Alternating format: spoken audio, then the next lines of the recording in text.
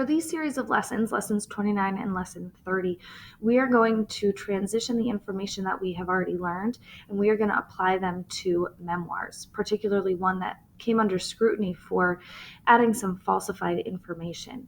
So what you need to take forward into these last two lessons of this short story unit are how we've talked about reliable and unreliable narrators and the truth and how that is perceived from different people. So those are the main focus things that you're going to take from our other stories that we've read and you're going to apply to these last two lessons of this unit.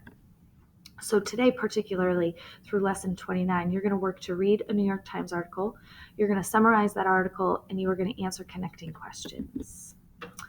So before we get started, I want you to think about, what do you know about memoirs as a genre? So if you focus your attention to the packet of questions that I have given you, it's the first question for lesson 29.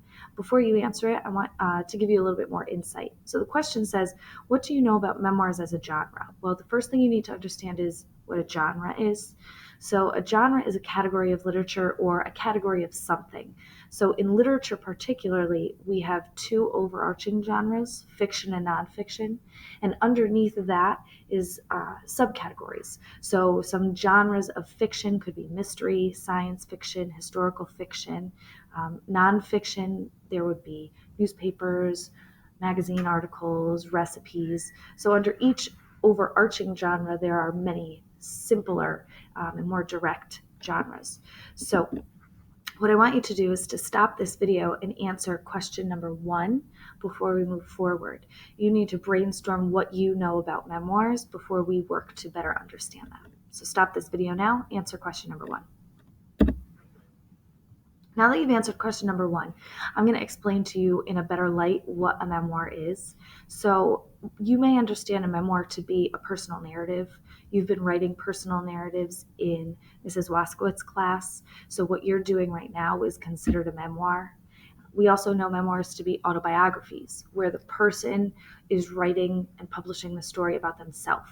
So the important thing to understand is that a memoir is significant enough where someone has decided to publish it and people are going to learn about it through their experiences. What I want to focus your attention to are the 2 bullet points on the right of the screen, particularly the one that I highlighted in pink. That is super important to understand as you go through these next 2 lessons, that a memoir is written based on a personal story and on truth. The key word being truth here. So everything in a memoir, someone lived and experienced themselves. They didn't take it from someone else. They didn't over-embellish it. They're simply stating what their life was like. So like I said before, the key word here is to remember and understand truth. It's also going to be written in first person. So a memoir is written from that particular person. So you are going to read pronouns such as I, me, and we. Some examples of memoirs that you might be familiar with are Night by Elie Wiesel, which is about the Holocaust, Eat, Pray, Love, which has been made into a very popularized movie, and Anne Frank. You may have been familiar with this last year when you read Boy in the Striped Pajamas. It also has to do with the Holocaust. So these are some examples of memoirs if you're not entirely sure. If you need to stop the video, get some further instruction on memoirs, you can do that now. It's not totally important. What you're going to move into now is, today you're going to read an article about a best-selling memoir that came under fire for including details that were not true.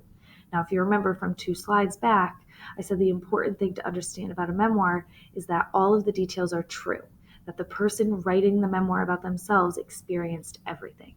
So before we go to read the article, it's important that you get some background information through this video.